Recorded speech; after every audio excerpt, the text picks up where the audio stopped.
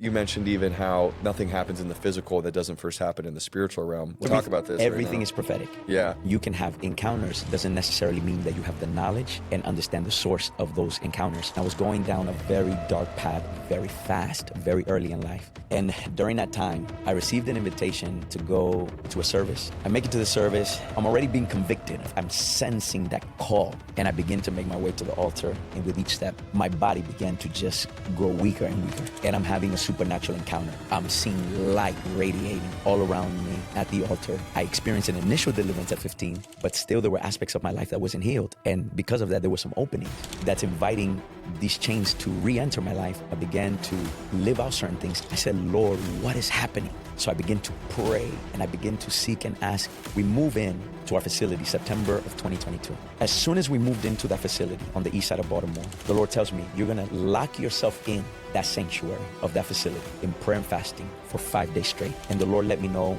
I had to counter, I had to warfare against the powers, the spirits of wickedness that had been ruling over that neighborhood for decades. Because up until that point, no one had done something like this in that region, in that territory. And I began to ask the Lord, and then the Lord begins to reveal these powers, which were the powers that had been infesting our community with poverty, with addiction, with prostitution. The spirits began to invade that space because now I was making them uncomfortable, because prior to that, they were just comfortable and they were settled and fine until now someone came and now it's causing a shake. You could see the shift, though, of what that did for the ministry. Absolutely. People coming from everywhere, souls getting saved, a dimension in the supernatural like we had never experienced before.